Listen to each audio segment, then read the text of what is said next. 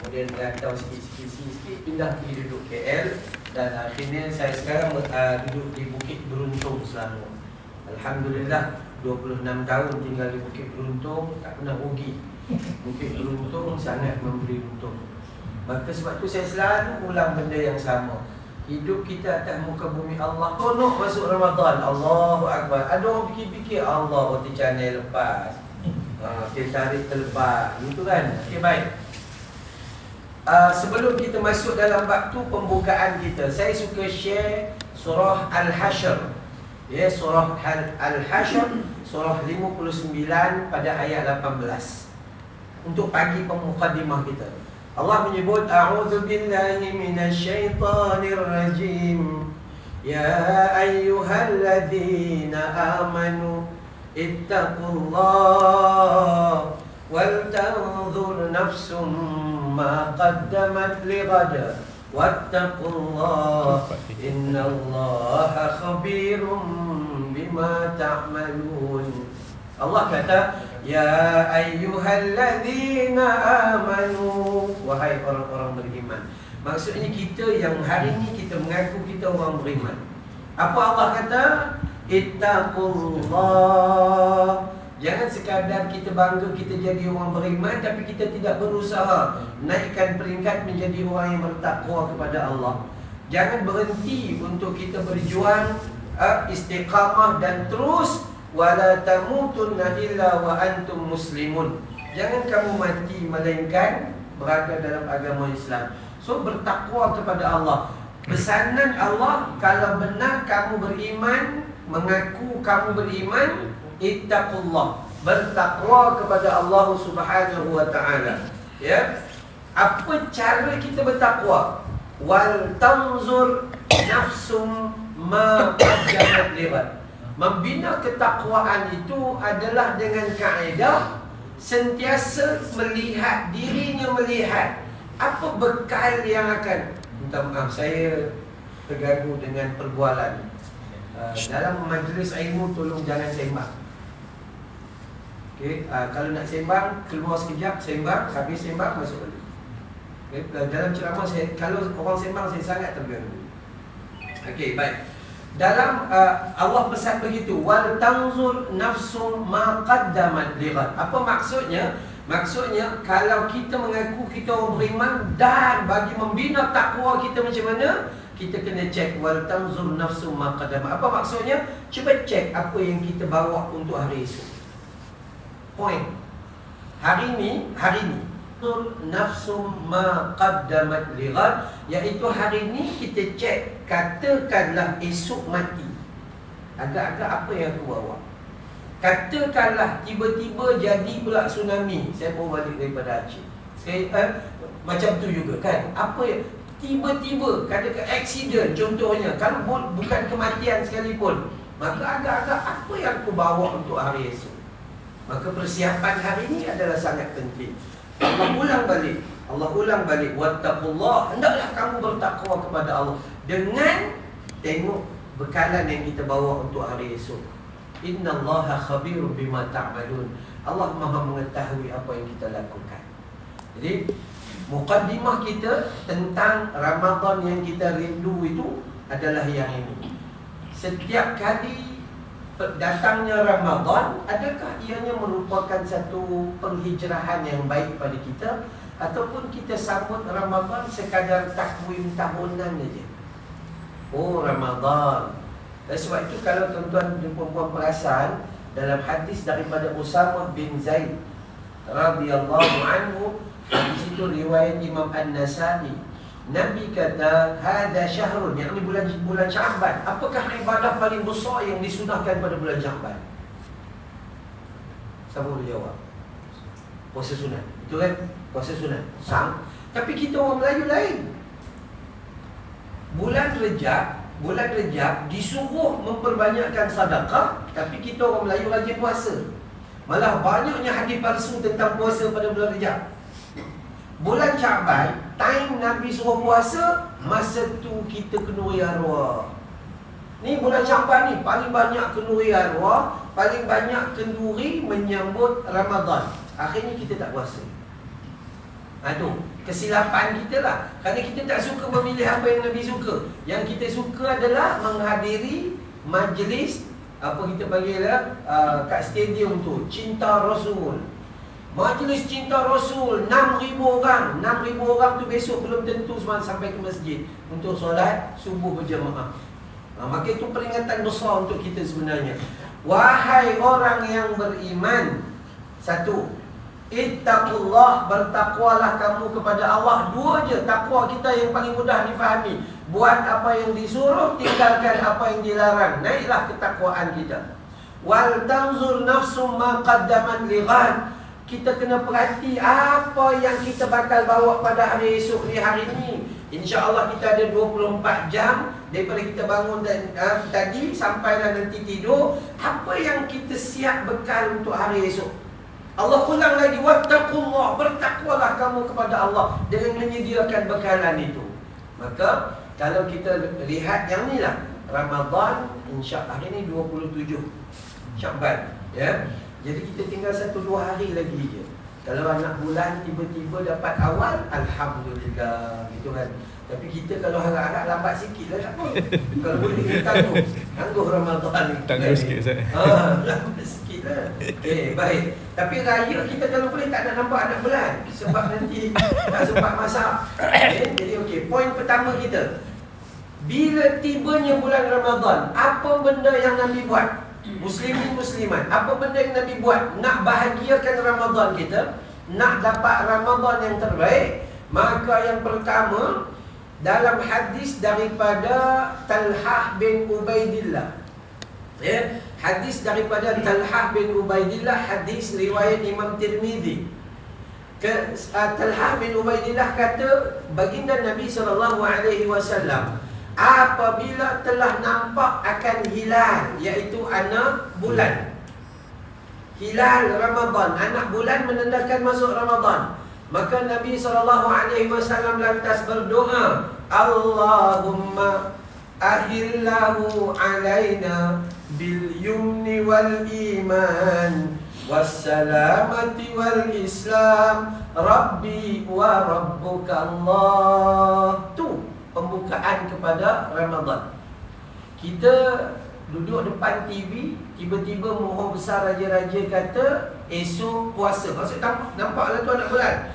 Maka angkat tangan, baca untuk keluarga. Kalau di masjid, imam angkat tangan, ramai-ramai baca, Allahumma ahillahu alaina bil yumni wal iman wassalamati wal islam rabbi wa rabbuka Allah. Hadis sahih Tirmizi.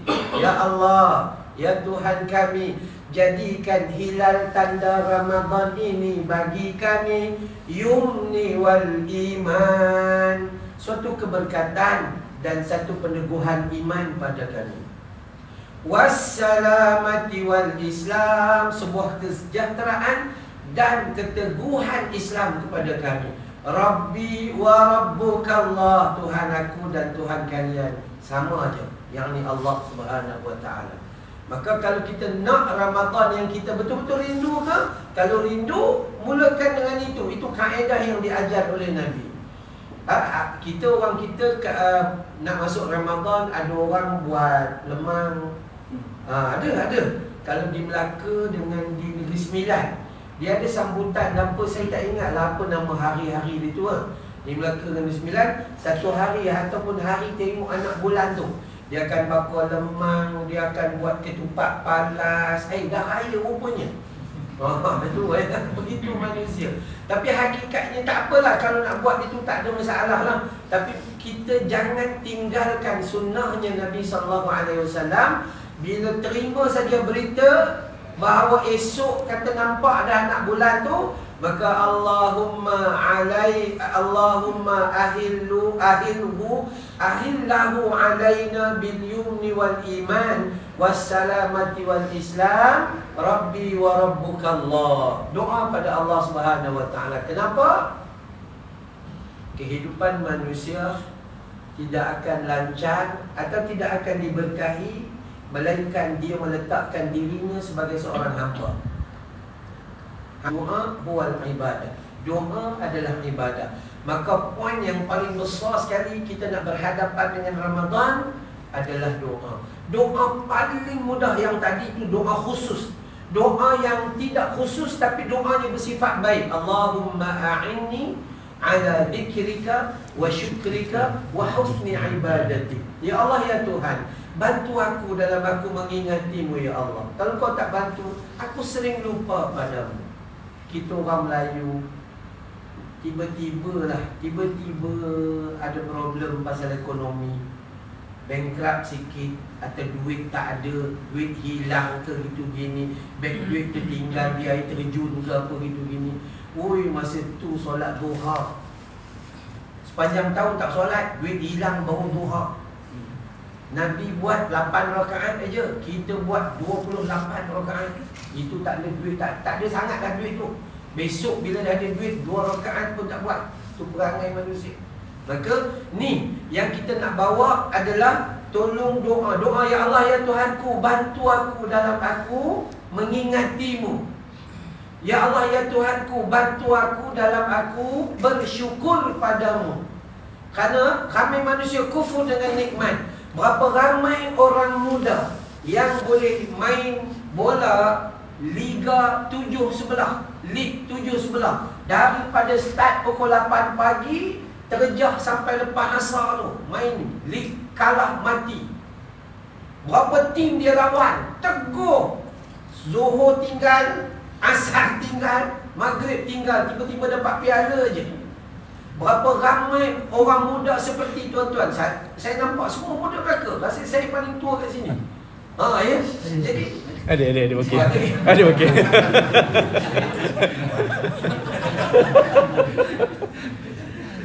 Saya nampak tapi tak nak tegur. Saya nak kata dia yang paling muda maksudnya. Okey, baik. Ya. Tuan-tuan tengok di masjid, saf pertama, saf kedua, saf ketiga, siapa yang ada? Semua bakal-bakal jenazah. Geng kecil manis, geng darah tinggi, geng gaun dan sebagainya. Yang muda tak tahu pergi ke mana. Yang muda, sedangkan dia sihat walafiat. Maka orang muda saya kempen, jadilah seperti Abdullah ibn Umar, jadilah seperti Sayyidina Ali. Umur 14 tahun pergi jumpa dengan Nabi. Ya Nabi Allah, kami mohon izin kepadamu, kami nak pergi perang di jalan Allah. Umur 14 tahun, kami nak duduk saf yang pertama perang. Kata Nabi, balik jaga ayah dan ibumu. Umur 14. Tahun depan umur 15, minta izin. Maka kemudian Nabi membenarkan. Sebab tu kita akil balik kita 15 dan ke atas, paling lambat. Okey, baik. Ini kita tak umur dah 60, 70, bukan saf pertama perang. Saf pertama surau pun tak sampai. Kan? Umur 68, duduk saf belakang relax, tak ada siapa-apa. Itu ruginya manusia. Sebab tu saya selalu sebut tuan-tuan bahawa kita menyambut Ramadan ini bukan letak Ramadan di akal kita. Kerana di akal itu dipanggil tahu atau pengetahuan. Kita kena letak Ramadan dalam hati kita. Itu dipanggil sedar atau kesedaran. Manusia yang tahu, ramai yang belum buat dengan apa yang dia tahu. Ramai. Ada orang solat fardu tak cukup lagi. Ada orang langgar riba ni ikut suka hati dia je. Dia tahu tak riba tu haram? Tahu.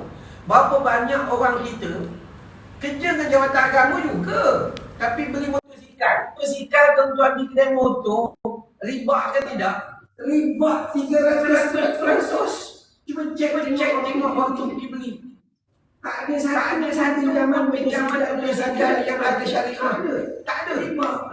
Sebab itu beban dalam hidup kita. Allah kata dalam ayat terutama dalam surah An-Nisa, siapa yang sengaja meletakkan riba dalam hidupnya, maka dia semua dosa yang pernah dengan Allah dan Rasul. Tapi kita tak merasa kita buat tak ada apa-apa. Bahaya ya. Maka jiwa penting. Orang yang tahu belum tentu dapat apa-apa yang sedang.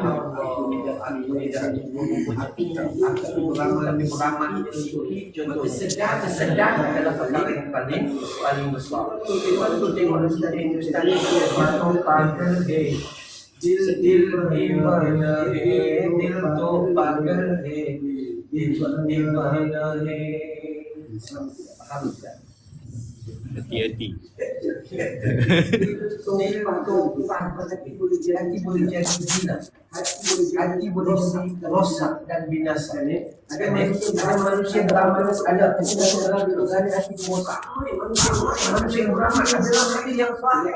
Sedangkan masuk neraka, mati syahid masuk neraka, baca Quran masuk neraka. Baca Quran masuk neraka. Kenapa? Kenapa? Kunci daripada hati. Jadi imam masuk neraka dulu pada makmum. Sebab dia baca Quran, dia baca tu ketika jadi imam tu dia mengharapkan pujian daripada makmumnya. Dia nak tunjukkan bahawa dia tu hafal. Hafal Quran. Itu. Maka sebab itu dalam perjuangan manusia, awal-awal lagi minta kepada Allah Ta'ala, ya Allah ya Tuhan, bantu aku dalam aku mengingatimu. Ya Allah ya Tuhan, bantu aku dalam aku bersyukur padamu. Ya Allah ya Tuhan, bantu aku di dalam aku memperbaiki amal ibadah terhadapmu. Jadi adalah pertambahan-pertambahan.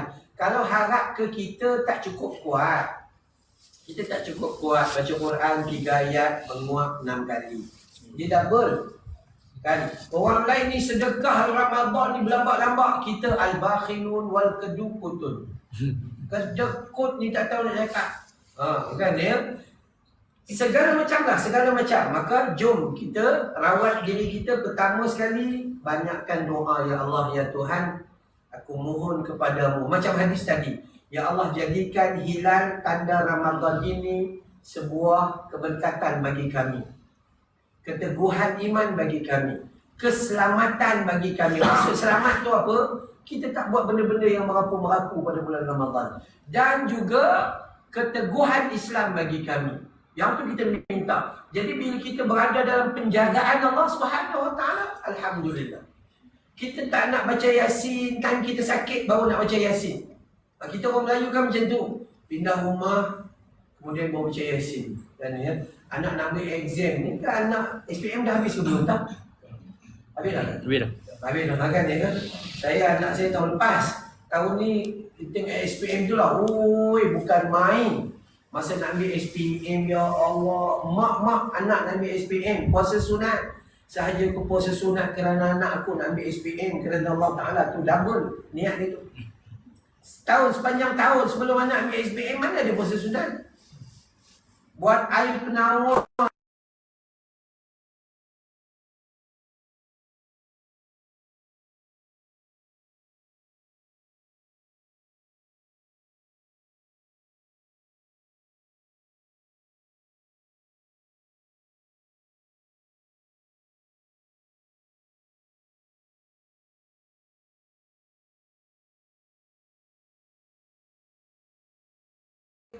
Dia tiba-tiba nak dapat A, jangan harap. Tapi itulah yang kita selalu jumpa. Maka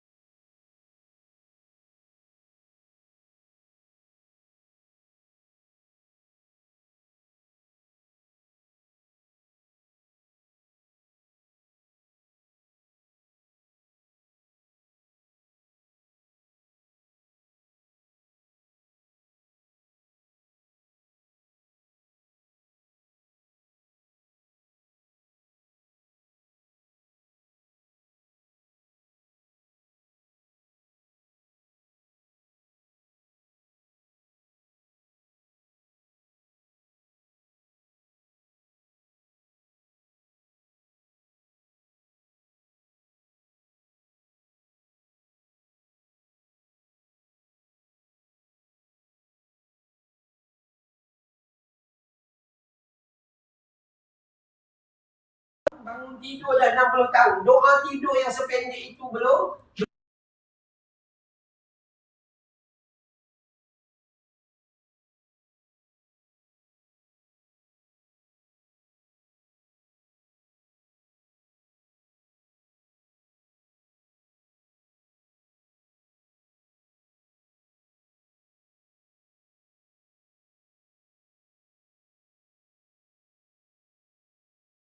तेरे बाहों में मर जाए हम. Isteri keluar daripada dapur. Lala.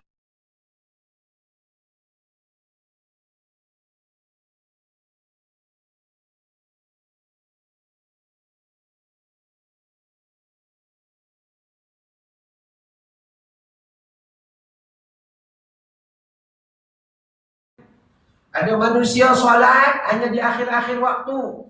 Kasih salam zuhur, azan asar.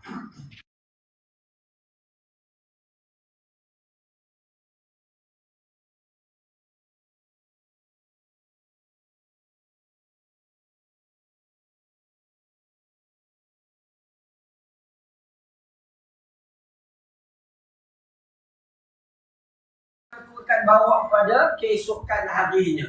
Baik, yang itu satu.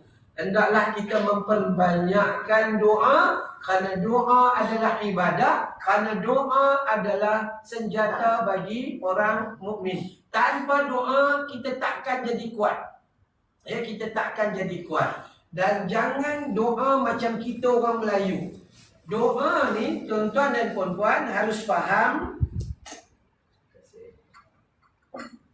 Jelas sejuklah. Asal kena tekan. Okay. Baik. Doa ni ada beberapa kaedah. Kaedah yang paling cantik bila kita nak berdoa, kata Nabi, 4 jari disatukan, jari ni dibuka, 4 jari ni dan cantum kedua-duanya. Ini buka, cantumkan 8 begini. Ini sunnahnya Nabi SAW. Nabi kadang-kadang angkat doa itu lebih dari kepalanya. Ya, kadang-kadang Nabi meletak separas bahunya dan kadang-kadang Nabi tunduk berasa hina di hadapan Allah Subhanahu Wa Taala. Dia rapat. Cuma ada orang tanya, "Ustaz, kalau saya buka agak-agak doa saya bocor tak?" Tak ada bocor. Tapi kalau ikut sunnah Nabi tu lebih baik. Cuma janganlah sampai kita tu macam berdoa tapi macam tak nak. Imam buka main belilih-lilih air mata. Tangan kita dah tak apa je. Ini amin. Amin. Kita tunjuk dekat Allah Ta'ala yang kita tak minat nak terima. Nak terima semua tu. Sebab tu kalau tak dapat, jangan marah pada Allah Ta'ala. Kita angkat tangan pun, tak tangan macam ni sambil sembang. Kau masuk kerja tadi kau. Itu kan. Boleh sembang tu. Maka sebab itu kalau tak dapat, jangan salahkan orang lain. Salahkan diri sendiri. Kehendak dan usaha kita tak ada. Maka sebab tu kita doa. Doa pertama sekali itu angkat tangan. Yang kedua, buat apa? Puji Allah Ta'ala. Alhamdulillahi Rabbil Alamin. Puji. Jangan lompat terus. Yang tu dulu. Yang kedua, kenapa duduk luar? Masuk dalam, depan sikit boleh mai? Sila kita depan sikit. Yang duduk luar. Orang lelaki patut duduk dekat dengan saya. Okey, baik. Yang pertama, angkat tangan dengan sempurna. Dan yang kedua, puji Allah Ta'ala. Setiap kali doa, Alhamdulillah Rabbil Alamin. Yang ketiga, selawat ke atas Nabi. Wassalatu wassalam ala sayyidil mursalin wa ala alihi wa ashabihi ajma'in. Yang ketiga, minta ampun dulu. Minta ampun dulu. Allahumma gfirli dunubi wali walidayya warhamhuma kama rabbayani saghira. Ampuni dosaku, dosa ayah dan ibuku sebagaimana mereka menyayangiku sejak dari kecil dulu. Lepas tu baru minta yang lain-lain. Ini kita doa, ya Allah, ya Tuhanku, duitku kurang tambahilah. Belum apa-apa. Hartaku sikit banyakkanlah, rumahku kecil besarkanlah, biniku 1 empatkanlah. Yang minta bini 4 pun kencing manis 28. Tak sedap beli juga kadang-kadang. Potong kaki. Tu kan. Minta ni, ya Allah. Boleh tak minta? Minta. Tapi kata Al-Imam Syafi'i, ketika kamu berdoa, maka mendahuluilah puji Allah, selawat Nabi, minta ampun, dan seterusnya. Yang keempat, minta akhirat dulu berbanding duniamu. Contoh, doa yang paling baik adalah di luar solat atau dalam solat? Maka jawabannya dalam solat. Dalam solat. Dua tempat dalam solat. Pertama, pada setiap kali kita sujud. Kalau zuhur ada 8 kali sujud. Setiap kali sujud, Allahu Akbar, Subhana Rabbiyal A'la, Subhana Rabbiyal A'la, Subhana Rabbiyal A'la. Jangan angkat dulu. Kan? Doa, Allahumma ghfirli, ya Allah ampuni aku. Kalau itu panjang, Rabbighfirli, ya Tuhan ampuni aku. Paling bagus disebut dalam kitab Al-Fiqhul Islami wa Adillatuh. Dr. Wahbah Zuhaili kata, dalam coretan dia tu dia kata Nabi ketika sujud, ketika selepas baca tasbih, Nabi akan baca Allahumma inni zalamtu nafsi faghfirli. Ya Allah, ya Tuhanku, aku zalim berbuat dosa bagi diriku, ampuni aku ya Allah. Nabi yang digelar sebagai Khalilullah, kekasih Allah, dalam sujud berdoa minta ampun. Setiap kali sujud. Sujud yang kedua nanti, Rabbana 'alaika tawakkalna wa ilaika anabna wa ilaikal masir. Sujud yang ketiga, minta je apa-apa aja. Itu satu. Yang kedua, doa yang paling mustajab dalam solat, sama ada solat fardu maupun solat sunat, adalah selepas tahiyat akhir sebelum bagi salam. Habis dah baca fil alamina innaka hamidum majid. Allahumma inni a'udzu bika min adzabi jahannam wa min adzabil qabr wa min fitnatil mahya wal mamat wa min syarri fitnatil masiihid dajjal. Jangan bagi salam dulu. Lepas bil alamin innaka hamidum majid. Doa ini sahih dari Nabi. Nabi doa, ya Allah ya Tuhanku, hindarilah aku dari azab jahannam. Cuba tengok apa yang Nabi minta. Kan? Kita kadang doa tak minta pun. Kan? Nabi minta, hindarilah aku daripada azab jahannam. Hindarikan aku daripada siksa kubur. Hindari aku daripada kelalaian dunia yang melupakan aku. Hindari aku daripada kelalaian saat aku mati. Dan hindarkan aku daripada kejahatan Dajjal. Sempurna doa Nabi.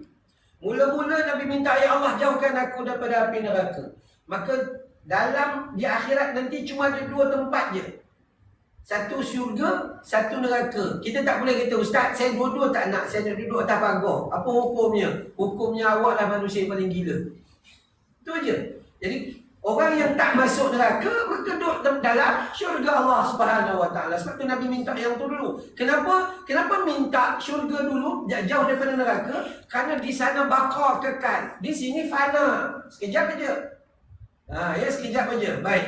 Jadi, kita minta pada Allah Ta'ala supaya kita dijauhkan daripada api neraka. Itu satu.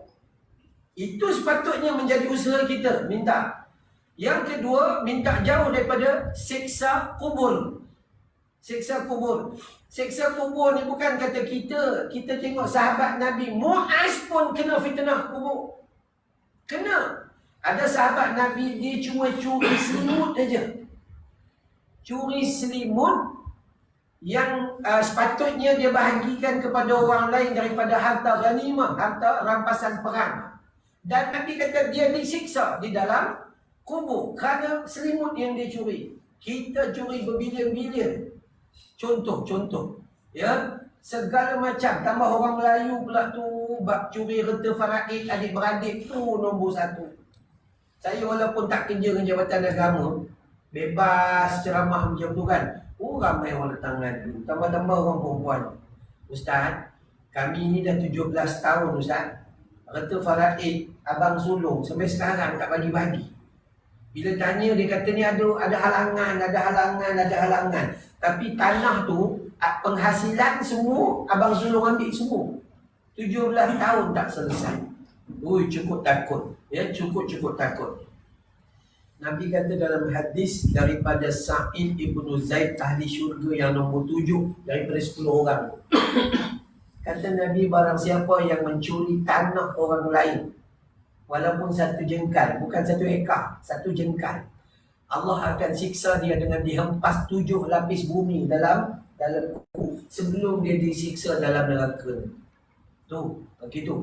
Jadi kita ni kena minta kepada Allah Subhanahu Wa Taala supaya kita dijauhkan daripada siksa kubur. Kubur itu jadi taman-taman syurga.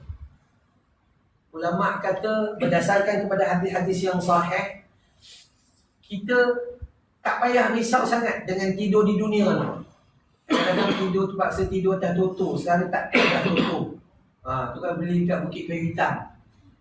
Tu kan. Jadi toto tu tak open top dah. Sekarang nak Tilam, Dreamland, Daimler Pillow, Vono, Maya Karim.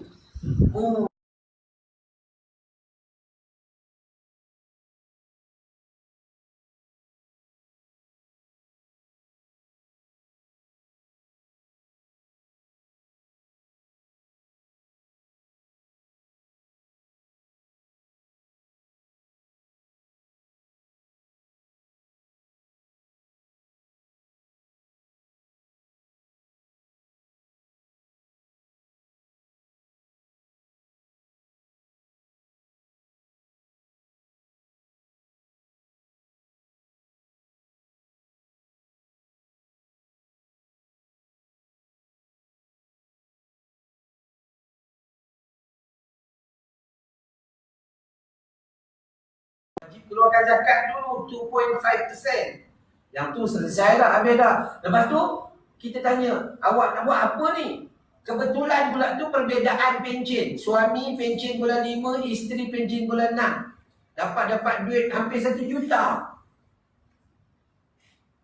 Hampir 1 juta. Dalam tempoh umur 60 pencen, dia masih merencanakan untuk membesarkan rumah dia. Tak kegila namanya. Kalau ikut umur Nabi bagi 3 tahun lagi, dan ketika umur kita 60, dalam rumah tu tinggal kita berdua je, itu pun nasib baik bini tak mati. Kita ada 2 lelaki bini je, tu pun dua-dua gaut, mengesot. Tu pun nak besarkan rumah tak padan betul. Ya, anak sulung dah beli rumah di Shah Alam. Anak kedua beli rumah dah menikah di Pulau Pinang. Anak ketiga belajar UiTM Seremban contohnya. Awak ada 2 orang tu pun nak besarkan rumah. Inilah benda yang berlaku dalam hidup kita. Patutnya bila kita dapat duit KWSP ke gratuity ke anugerah ke apa, kita besarkan rumah kita dalam syurga. Sebab kita tahu dunia ini bukan tempat tinggal. Dunia ini hanya tempat untuk kita meninggal. Sedangkan akhirat itu tempat kita kekal. Itu aja. Tapi dah, manusia itu sebab tu Allah kata wa mal hayatad dunya illa mata'ul ghurur. Dunia ini adalah sesuatu yang benar-benar menipu kita aja. Dah buat rumah besar-besar, anak tak nak duduk. Memanglah macam kita lah. Saya berasal daripada Kuala Ketil, Kedah. Ayah saya buat rumah, ayah saya meninggal, ada mak. Siapa duduk kat rumah? Mak suruh adik-beradik duduk. Tak, sebab kita ada kehidupan masing-masing. So macam itulah anak cucu kita besok, dia ada kehidupan masing-masing. So dua-dua hari, dia ada sendiri dia punya rezeki. Tapi kita nak jaga yang itu. Dunia ni sangat melalaikan. Tuan-tuan perempuan buka TV. Anak-anak kecil dirosakkan dalam idola kecil, bintang kecil dan pop star. Saya tak pasti kot orang jawatan agama tak tengok TV. Jangan mana tahu. Okey, baik tu. Naik sikit umur remaja, dirosakkan dalam apa nama ni? Akademi Fantasia. Macam-macam lah sekarang ni kan, program reality. Besok dah naik awal 40-an dan awal 50-an. Gegat Veganza. Ya, naik umur 60 dan 65. Kilauan emas. Otak masih berdosa. Umur 60. Bukan salah kalau awak nak menyanyi. Tapi menyanyi dalam rumah dengan bini kita sudah lah. Udah lah. Pitching ni full F. Kadang-kadang bila kita menyanyi tu tak perasan. Ku tanam selasih, ku tanamkan di hujung halaman. lupa duk tanam selasih. Tak sedar lagi 2-3 hari dia yang kena tanam. Dia. Lawa dan lalainya manusia. Lalai tak? Saya ada sekolah tahfiz kecil di Bukit Beruntung. 20 orang pelajar puteri, 25 pelajar putera, dan ada 130 orang anak-anak yang berulang alik, yang duduk asrama. 45 orang tu je di Bukit Beruntung. Siapa-siapa pergi KL singgahlah di exit Bukit Beruntung, Madrasah Tahfiz Raudah Al-Ilmi. Ya. Anak-anak kita masuk umur 10 tahun, lepas 3 bulan juzuk 30 selesai. Juzuk salatun yang ujung tu, alhamdulillah. Kita dekat nak pencet. Surah Duha sampai surah An-Nas masih tercari-cari di mana ada tujuannya. Akhirnya inna aqaina wal asri qul huwallahu ahad. Ya. Tapi lagu Hindustan dia ingat zaman 50-an dulu. Ya, zaman 50-an dulu. Bahar sekoi under na asake. Ni zaman lama tu. Ni zaman. Sabar. Sabar. Rupanya dia zaman baru. Kalau zaman baru lah ni lagu apa? Muskurani ki bajatum ho, gungulani ki bajatum ho, jia jaina jaina jaina ore piare. Sambung. Okay. Okay, so manusia memang lalai. Dan saya selalu menyebut kalimah mudah. Apa kalimah mudahnya adalah? Kalimah mudah mengingatkan kita bahawa kelalaian adalah suatu jenayah yang paling besar dalam hidup kita. Kenapa tak solat? Lalai. Kenapa tak tutup aurat? Lalai. Kenapa masih riba? Lalai. Kenapa tak pergi masjid? Lalai. Kenapa tak baca Quran? Lalai. Kenapa tak berubah untuk menjadi lebih baik? Lalai. Kenapa belum bertaubat? Lalai. Itu. Ini mukadimah tau, belum start lagi. Kalau ikut tajuk kita Ramadan, belum masuk ni. Nak habis tau. Dah nak beritahu kita bahawa itu hakikatnya. Maka sepatutnya jangan melalaikan ruang yang dan peluang yang masih ada. Okey, itu pertama, minta doa kepada Allah agar Ramadan menjadi kuat. Kita jadi kuat untuk ambil Ramadan. Yang kedua, sebelum masuk Ramadan, bertaubatlah kepada Allah, minta ampun kepada Allah. Jangan bawa dosa masuk dalam bulan Ramadan yang akan mengucang-ngacirkan perjalanan kita dalam bulan Ramadan.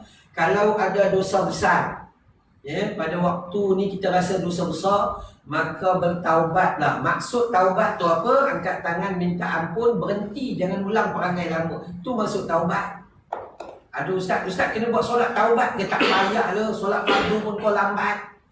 Tak payah solat taubat tu. Taubat yang disuruh kalau mengikut kitab Riyadhus Shalihin karangan Imam An-Nawawi, Muhyiddin Abu Zakaria Yahya bin Sharaf bin Muri bin Hasan bin Husin An-Nawawi rahimahullah ta'ala anhu. Imam Nawawi mati umur 45 atau 48, tak sempat menikah. Belajar mengajar, mati tak sempat menikah. Kita menikah, mati tak sempat belajar. Lain jadinya kita. Imam Nawawi kata begitu. Ya, orang yang nak bertaubat, perkara pertama minta ampun pada Allah, perkara kedua berhenti daripada buat benda yang tak elok tu. Perkara ketiga berazam untuk memperbaiki diri. Itu aja. Cukup. Kalau terpaksa, kalau dia ambil harta orang, dia kena ganti balik dalam bab taubat.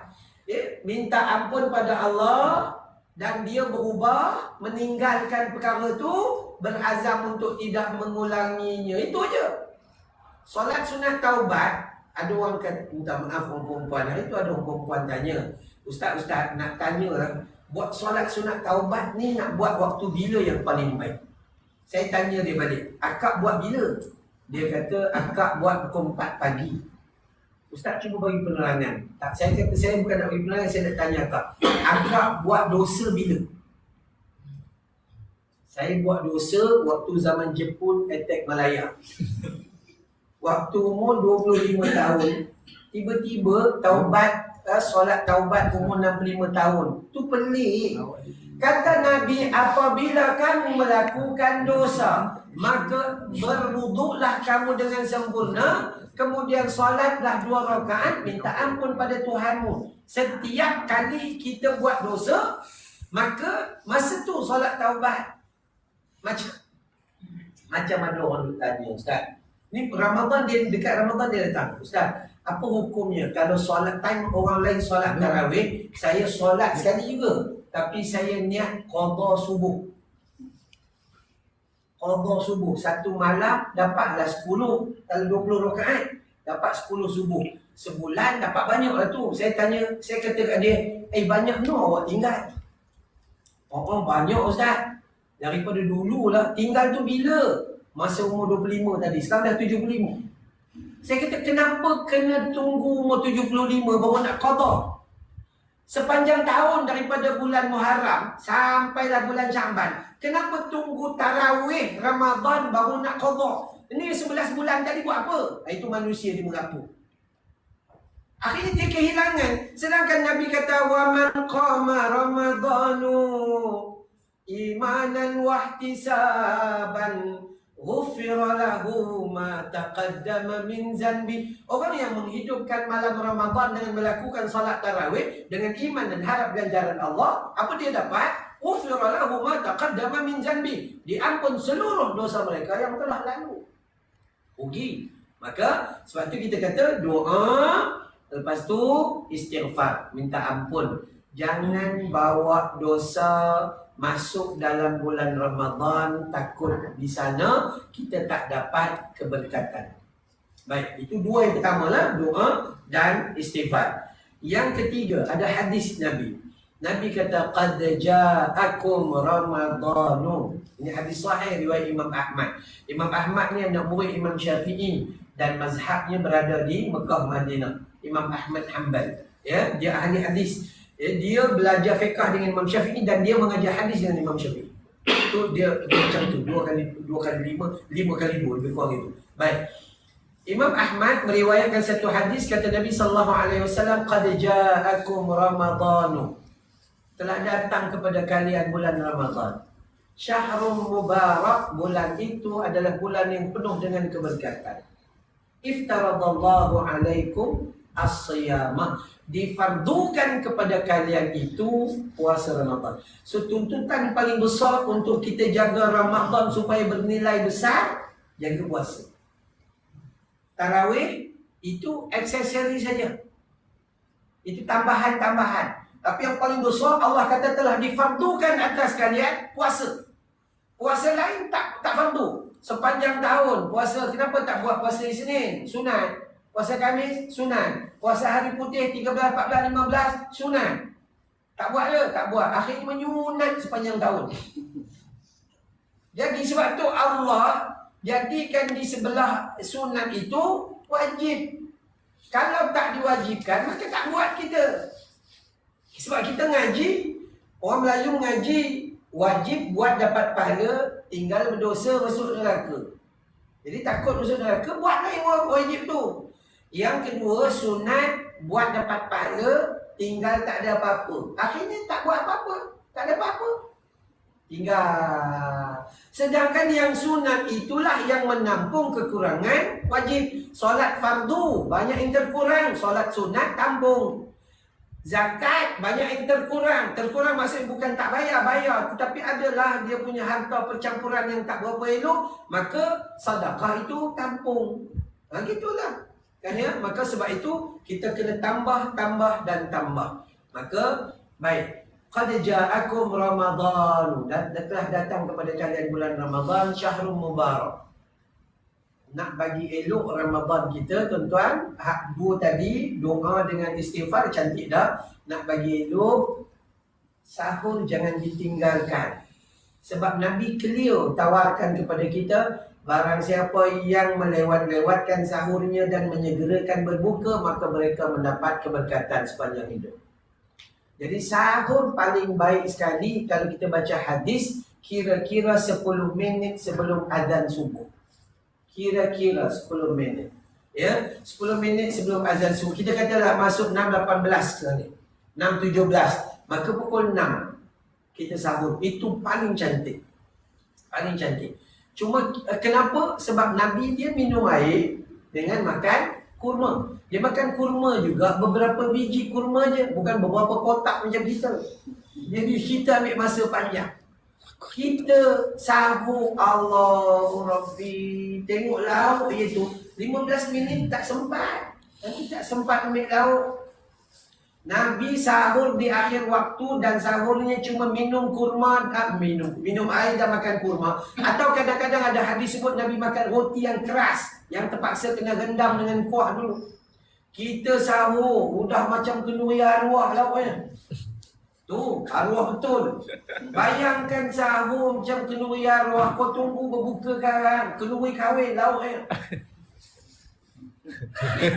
Akhirnya puasa tak rasa apa-apa. Sepatutnya tujuan kita puasa bagi menjiwai kepayahan orang yang kebuluran. Tak ada air nak minum, tak ada makanan yang nak makan. Ini tak. Saya Alhamdulillah Ustaz, sepanjang puasa kenyang sampai ke petang. Pukul 6.30. Bau daging masak hitam. Bau asam pedas. Ya Allah. Rupanya dia makan bawa bekal macam bonggol unta. Allahu Rabbi. Bayangkan macam tu. Macam mana kita nak dapat kebaikan bulan Ramadan Al-Mubarak itu? Udah, sahurnya itu dijaga dengan rapi. Minum, akan tanya saya lah, kita orang Melayu, kebiasaan saya sendiri pun tak boleh tinggal. Saya kena makan nasi. Sebab berbuka saya tak makan nasi. Itu biasa. So makan nasi, tapi ambil yang biasa-biasa lah, yang jangan melampau sangat. Ini tambah sampai 3 kali. Kan makan sekarang merapu-merapu sekarang ni. Oh, kita orang masjid, kononnya orang masjid, dia terdedah dengan nasi Arab. Orang Arab dah tak laku sana, datang jual di sini. Lepas tu kita kena tipu orang Arab. Orang Arab ambil ni macam ni. Ya ayuhal Malayu, wahai orang Melayu, hadha sunnah. Maksud Arab, hadha sunnah. Saya kata la, hadha punnah. Merapu. Nasi Arab apa makan begini punya mumbung, cari kambing tak jumpa pakai jengkau. Nabi bukan suruh kita mengikut orang Arab makan. Nabi suruh ikut Nabi. Nabi makan tak macam orang Arab. Orang Arab makan kambing seko 8 orang. Kita kambing seko 50 orang. Saya belajar di Pakistan. Orang Pakistan bawa kereta, kambing seko ada dalam bonet. Sampai tepi laut, anak isteri pergi riadah, main tepi pantai. Suami tekan dia turun, bismillah, Allahu Akbar, sembelih, lapar, golek. Satu keluarga, seekor kambing. Satu keluarga. Maka kalau nak ikut makan ni orang tak boleh. Kita ikut sunnah Nabi. Itu satu, makan dalam talam. Adakah makan dalam talam itu sunnah? Belum tentu, takut punah. Tapi saya tak makan dalam talam.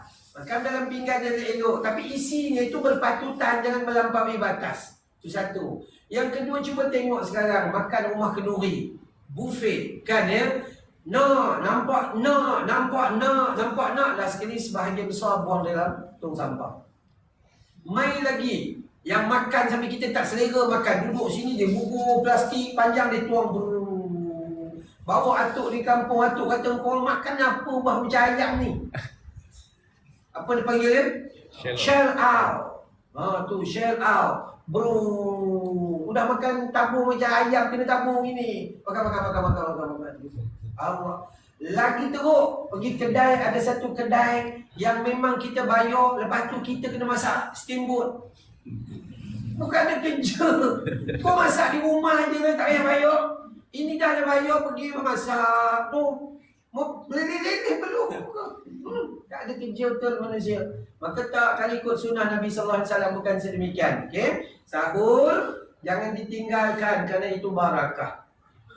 Yang lelaki, ingat ya, kita dalam jabatan agama bukan sekadar menjadi panitia untuk orang pergi kepada agama, tapi kita sendiri tidak beramal dengan agama.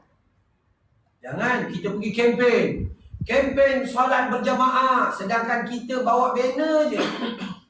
Saya nak ceramah dengan Jaiz, saya sebut gitu. Kita buat banner letak, tapi kita sendiri pun tak pergi sembahyang jemaah. Ini bahaya. Allah rakam dalam Quran banyak ya, Allah benci pada orang yang menyuruh orang buat baik tapi dia sendiri meninggalkan untuk diri dia sendiri.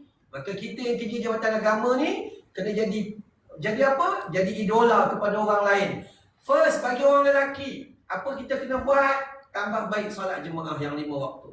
Subuh, zuhur, asar, maghrib, isyak. Perempuan, tenang-tenang aja solat di rumah. Ini tak. Kadang orang perempuan ramai kita tanya, Kak, mana abang? Abang kirim akak datang.